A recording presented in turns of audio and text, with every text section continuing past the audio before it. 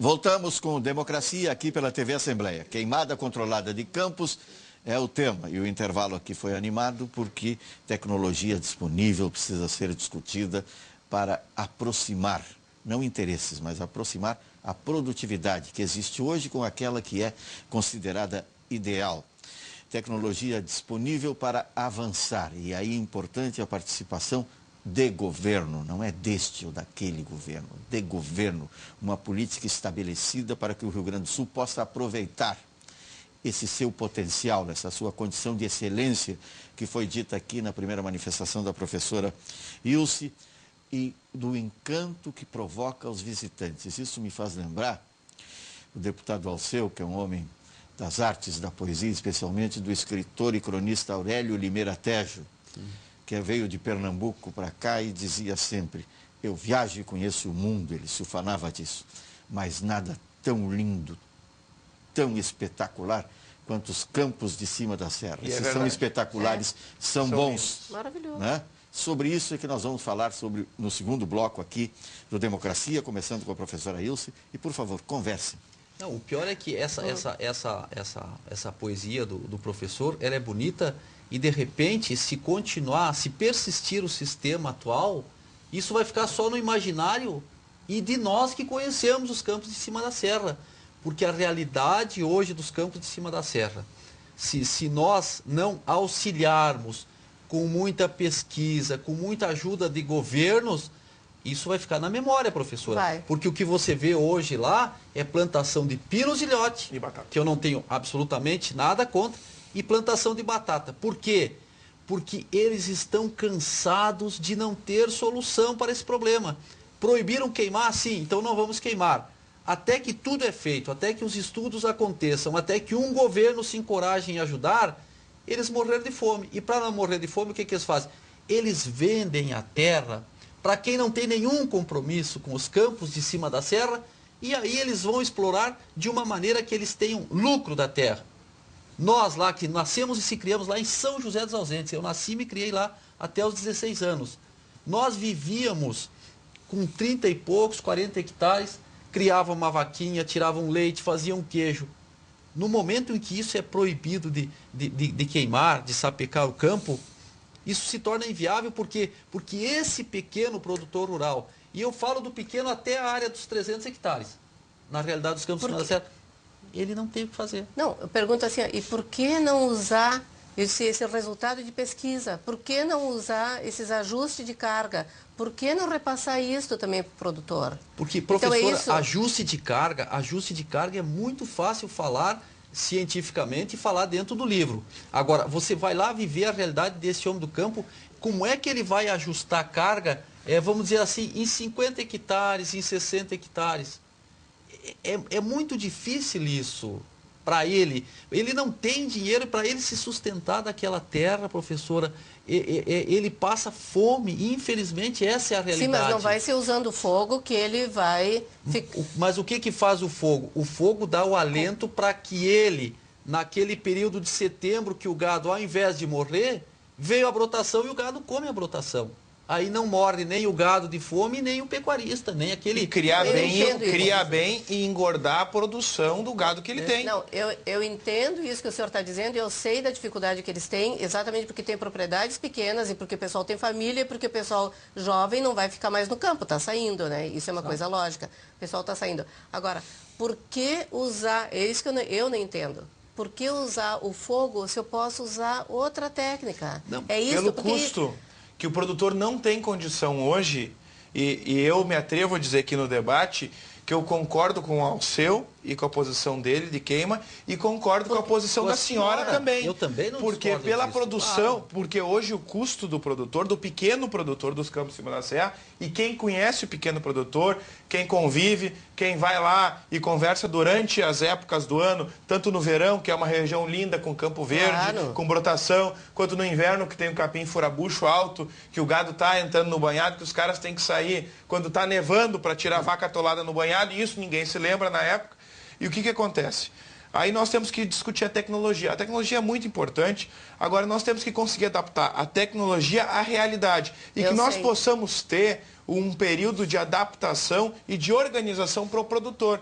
E aí sim que entra os estudos que são feitos pela Faculdade Federal, pelo livro que aqui está na mão do deputado Alceu Barbosa Velha, desenvolvido pela UX, um grande estudo feito na queima de campo, e que nós possamos ter, de fato, uma adaptação de política de governo que possa, com o tempo, fazendo com que o produtor possa queimar e se objetivar a sua produção, e aí adaptando de que maneira? Nós vamos queimar uma parte, a outra parte nós não vamos queimar, no outro nós vamos fazer um ciclo, uma rotação de queima, e ali nós vamos adaptando, ali é o que nós vamos adaptando com as tecnologias. Só que agora, não adianta nós falar em sal proteinado se o produtor não tem condição de comprar o sal puro para dar para o gado. Não adianta nós falar em aumento de lotação de pastagem, só acabando.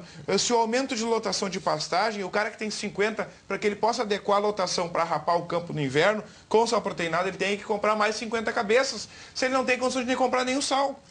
Fazer cerca. Tu vai ter que fazer cerca elétrica. Se o cara não tem como puxar a eletricidade para o canto da propriedade, se o cara não tem como fazer, quem sabe, 5 fios de arame, a maioria são 4 fios de arame lá, e os terneiros passam por baixo, passam para o campo do vizinho. A realidade é outra. O pecuarista mais pobre do estado do Rio Grande do Sul está nos campos de cima da serra, porque o campo não ajuda a produzir. Não, porque ele já foi queimado durante 200 anos, é por isto. Não, e eu quero lhe dizer o seguinte... Mas se ficasse 200 anos sem queimar, nós não conseguiríamos nem nos enxergar naquela serra. Eu quero lhe dizer o seguinte, assim, ó, eu me pergunto qual é o papel das prefeituras, qual é o papel dos vereadores, não é do pessoal se congregar, tá, e a comunidade do município e pleitear e fazer um projeto. Gente, pelo amor de Deus, qual é o papel? Dentro desse livro tem Pelo pacto federativo que aí está, o papel da prefeitura é ir a Brasília e pedir dinheiro para o governo federal. Porque se depender da renda das prefeituras, ela não tem como fazer qualquer projeto para adaptação de campo. Quem tem que fazer é o governo federal e o governo do estado, que não o fazem. O professor Adilo Baldo Rec, ele diz aqui nesse estudo, professora, que hoje nós não, para ir bem ao encontro do que a senhora está falando, hoje nós não temos mais o plano diretor da cidade. Nós temos o plano diretor do município. As prefeituras não estão fazendo isso. Ele entende que dentro de um plano diretor do município, com estudos técnicos, nós possamos avançar. Isso seria um avanço, não tenho dúvida, e a senhora está certa nisso. O que eu quero lhe perguntar é o seguinte: como é que nós podemos compatibilizar a queimada controlada, porque nós não estamos defendendo aqui que chega lá e risca fogo e acaba. Não. Controlada. Há como nós compatibilizarmos, por enquanto, a queimada, essa sapeca desse pasto seco que nasceu e que a senhora bem falou e tal, com a evolução de estudos? É isso que nós temos que eu penso em encontrar um meio termo. Encontrar uma transição. Uma transição. Exatamente, quer dizer, esse é o objetivo. Porque já foi queimado muito mais. Deus o livre. Já foi. Teve épocas que era tudo. Hoje, esse tempo que a senhora está falando já foi dado. E está provado que não adiantou de nada. Não, só prejudicou. Pois é, porque o pasto cada vez nasceu, cada vez ficou mais furabucho, mais seco e tudo mais. Mas o que a gente quer é compatibilizar a queimada controlada com o avanço. E de repente, com o milagre, olha o que eu sou político e ele também, com o milagre de um governo encampar essa ideia e querer fazer alguma coisa. Não, a minha preocupação é a preocupação de todos. Do estudo, claro. Porque a gente sabe muito bem dos malefícios que a queimada traz. Eu estou falando para o solo, falei das plantas, né? Não estou falando nem dos animais, também quantos animais são eliminados nisso aí. Mas a questão do solo também. Quanto que tudo não, vai... Essa de eliminar animais tem muita fantasia, professora. Não sei. Mas eu estou falando... Porque baseado nisso aqui, a história do tatu sempre vem o tatu. Não, eu estou falando da microfauna. O tatu se enterra na toca, aquilo ali é tão rápido. Não, eu não estou falando de grandes animais, estou falando dos animais pequenos. A microfauna, que é super importante para a matéria orgânica, para a ciclagem de nutrientes. Isso a gente não tem a menor ideia.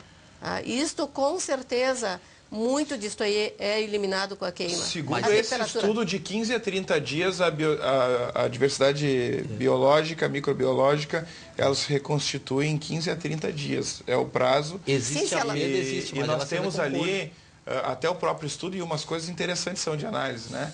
Porque o desgaste do solo existe. Mas lógico. agora, nas comparações, segundo o estudo da UX, ele tem outras culturas que desgastam mais.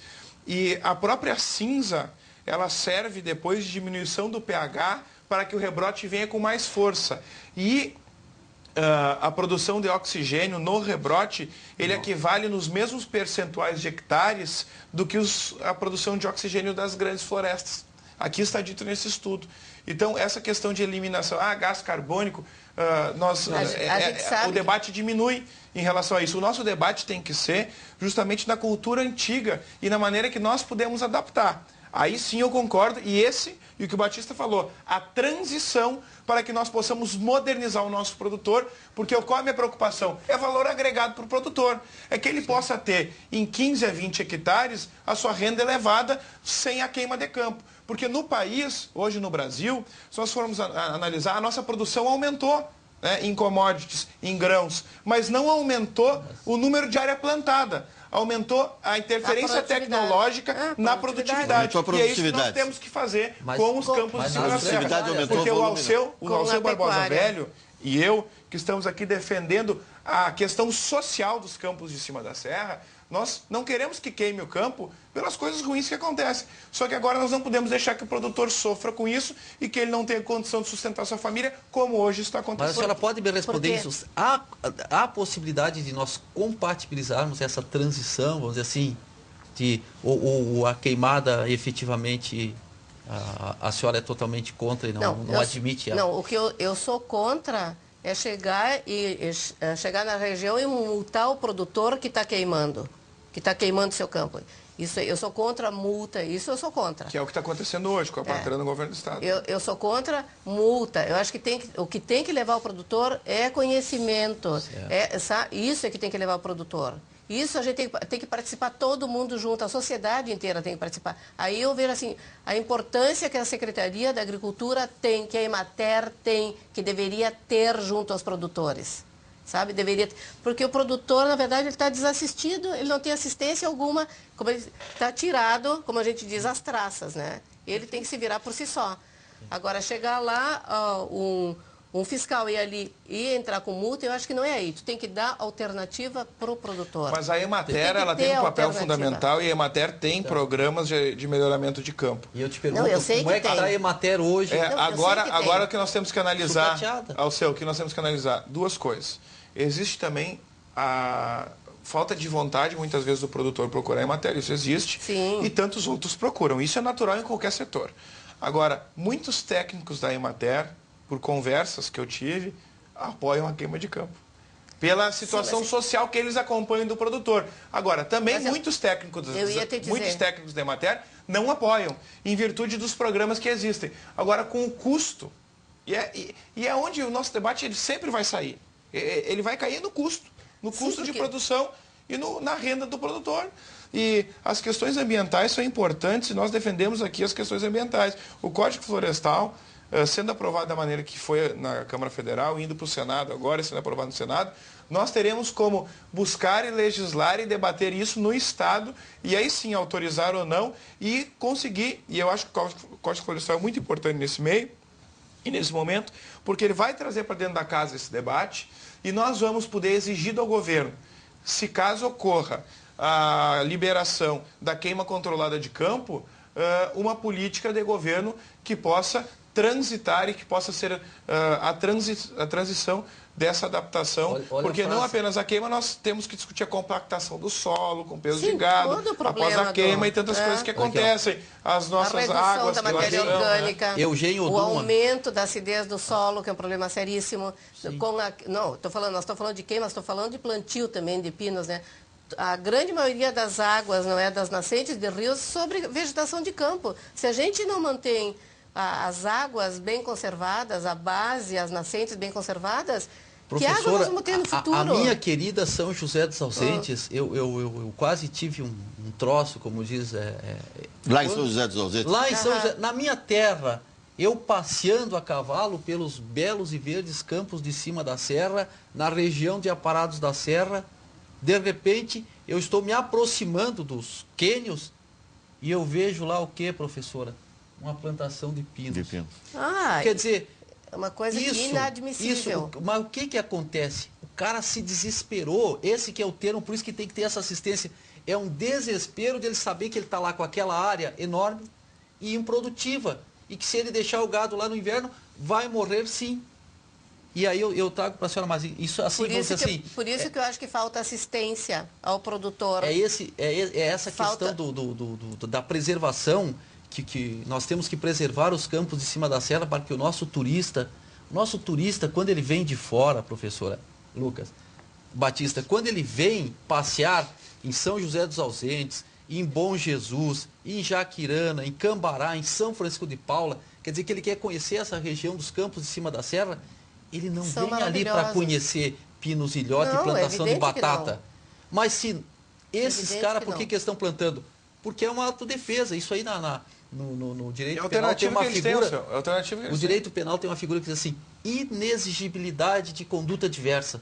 Ele não tem outra conduta a seguir senão aquela de queimar aquela palha para a sobrevivência dele. Resta como última alternativa. Mas eu digo assim, aqui, Eugênio Odum.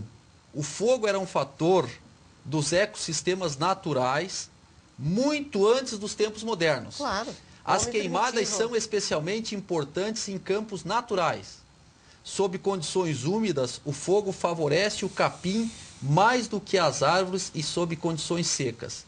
O fogo muitas vezes é necessário para manter os campos contra a invasão de arbustos desérticos. O que a gente viu aonde faz muito tempo que não é queimado? Virou numa coisa. Mas a gente vê no próprio Promata... Não entra gado, não entra nada. Claro, na área do Promata, que é mantido pela PUC e por entidades alemãs também, entra no Promata, o Promata tem uma vegetação super alta.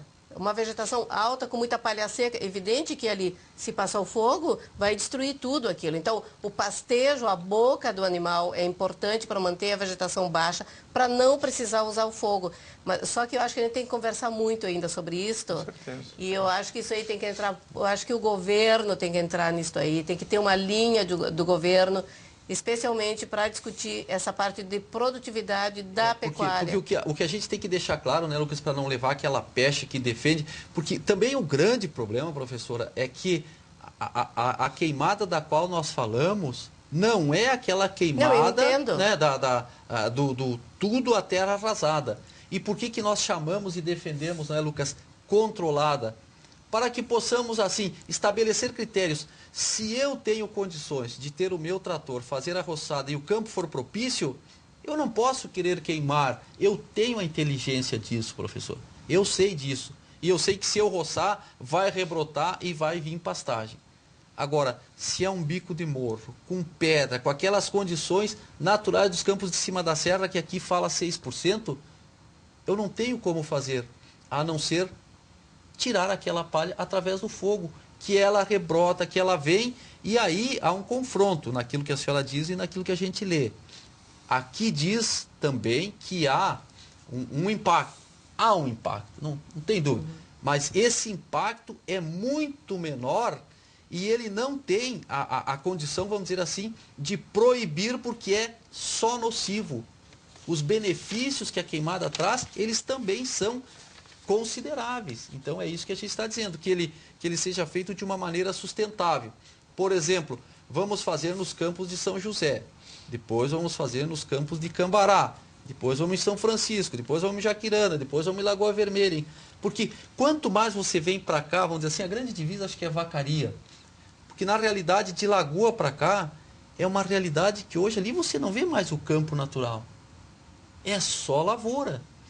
Por quê? Pastagem. Porque o plantador hoje, ele não vai criar gado aonde numa hectare desses campos aqui de Vacaria, Passo Fundo e vamos até a fronteira, uma hectare dá 12 sacas de soja de arrendamento.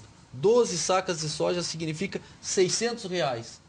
Vai criar o que de gado, de ovelha, seja lá o que for, que te dê esse rendimento? Então o que o fazendeiro está fazendo? Ele se acomodou. Ele desistiu da pecuária, porque ele viu que inviabilizou. E para ele chegar na sofisticação das grandes cabanhas, que é o que está defendendo o campo hoje, ele não tem essa condição, e nessa linha, estrutura. ao seu... Então a nossa preocupação é do pequeno e do médio. Porque o grande, professor, esse não precisa se preocupar que esse ele encontra mecanismos de defesa tranquilo. Nessa linha nós temos um corredor que vem do Canyon até uns 10 quilômetros, mais ou menos entre 5 a 10 quilômetros para dentro dos campos, que tu tem dificuldade de outras culturas, soja, milho, até mesmo a batata. Pela umidade e pela viração, que a gente chama, pela serração, que é constante tanto no verão quanto no inverno, e que a umidade ela não consegue manter em plenas condições o que tu está tentando cultivar, trazendo até doenças decorrentes à umidade. Então, qual é a solução daquele setor dos campos de cima da serra, que não é pequeno, que começa em São Francisco de Paula e acaba lá em Bom Jesus, que passa São Francisco, Cambará, São José dos Ausentes, Bom Jesus, Jaquirana, e que pega a parte de Jaquirana também. Todo esse setor aí, ou tu cria gado no campo nativo, ou tu planta pinos e ilhote. E uma coisa que é importante diferenciar... Para não cortar o raciocínio, 2 minutos mais para encerrar a sua participação. Então, encerrando a participação, eu quero deixar muito claro aqui uma coisa que eu penso e que eu aprendi olhando nos campos de cima da serra. Quem queima o campo não é o produtor. Quem queima o campo é a geada. A geada queima o campo. Ela seca aquela palha. E o produtor sapeca para poder sobreviver e engordar o seu gado.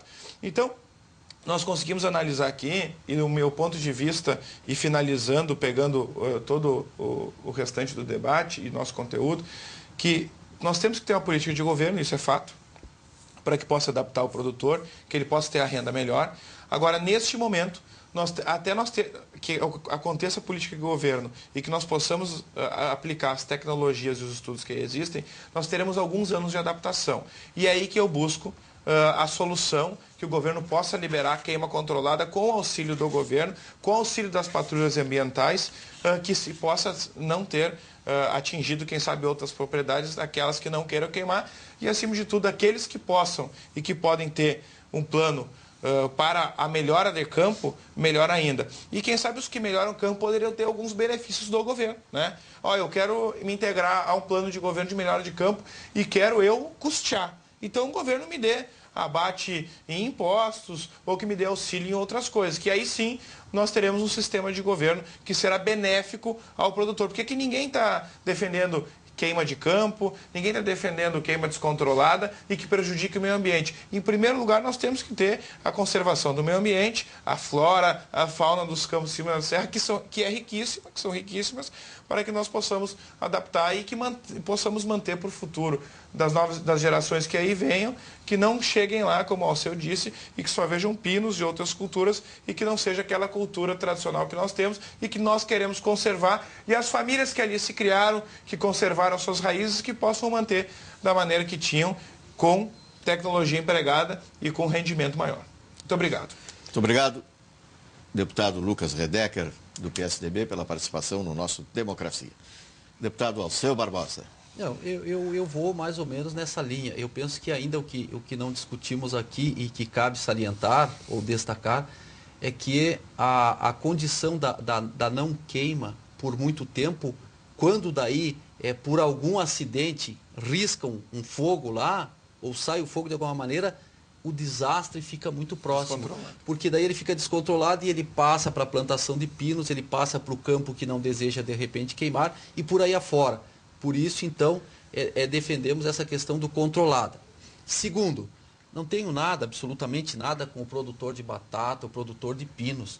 É uma atividade econômica que tem lá as suas faces, que tem a parte que, vamos dizer assim, ela não é ecologicamente perfeita, como nada, aliás, né? Se fosse, nós íamos ter aí um grande canteiro de matas que seria totalmente intocável e o povo passando fome. Então, o que a gente quer é que haja a autossustentabilidade. Explorar a terra, porque ela ficou, isso é mensagem divina até, nós tirarmos o sustento da terra. Mas também não podemos esquecer das questões ambientais. Isso a gente tem que ter muito presente. E defendo que o turismo ele deve ser cada vez mais implementado e fazer como se foi feito nas águas de Nova York. Lá da onde das montanhas que vem a água para Nova York, os fazendeiros dizem, vocês querem água? potável lá, nos ajude a preservar aqui em cima. E aí, governo, fazendeiros nova-iorquinos falaram, e até hoje Nova York tem água e não tem problema nenhum. E isso que a senhora defende não está acontecendo aqui no nosso país. E eu finalizo aqui com uma escrita desse livro que ele nos ajuda a pensar, a refletir, e que diz o seguinte: obviamente é preciso controlar o uso dessa ferramenta, que é a queimada, ou seja, do fogo, para que não sejam cometidos excessos. Entretanto, impedir totalmente é uma crueldade que se faz com um povo simples, que tem um jeito simples de viver e que, graças a esse modo brejeiro, ressalto, manteve a região com suas belezas naturais protegidas. Então, é isso que eu entendo como uso sustentável e correto. Obrigado, deputado Alceu Barbosa, do PDT, pela participação no Democracia. Professora Ilse Boldrini. Não, queria dizer que eu conheci aquela região desde mais ou menos da década de, acho que foi lá por 1970, por ali. Nesta época, aquela região era coberta, eram com extensos campos por toda aquela região entre a mata de araucária. Hoje, cada vez que se vai para lá, cada ano que se vai para lá, cada ano reduz a área de campo. Reduz com a introdução de pinos, com a introdução de batata, de outras culturas, como está entrando também em alguns lugares trigo, muitas olerícolas, trigo, soja, a gente já vê plantios naquela região. E a gente sabe muito bem, por exemplo, que, como tinha comentado, da batata, por exemplo, a aplicação de herbicidas que é usado, de pesticidas na lavoura de batata. É mais prejudicial que a queima. Muito prejudicial. Prejudicial para a cultura, para o solo e para nós que comemos a batata. A gente está comendo batata com muito veneno. Né? Muito veneno e a gente não está sabendo o que está comendo. Então, alimentos contaminados, muito alimento contaminado. Muitas áreas cultivadas com pinos e a gente sabe muito bem que a região, a vocação da região é campo, é vegetação de campo, é pecuária. A vegetação, o ambiente da região é para vegetação de campo e não para culturas arbóreas como é o pinos. Tá? E a gente sabe muito bem dos problemas que a plantação de pinos terá logo no futuro, porque isso é importante, a curto prazo o produtor vai ganhar, mas a longo prazo, um problema seríssimo nós vamos ter em breve com essas culturas de pinos naquela região. Obrigado, professora Ilse Boldrini, professora da Universidade Federal do Rio Grande do Sul, pela participação no nosso Democracia.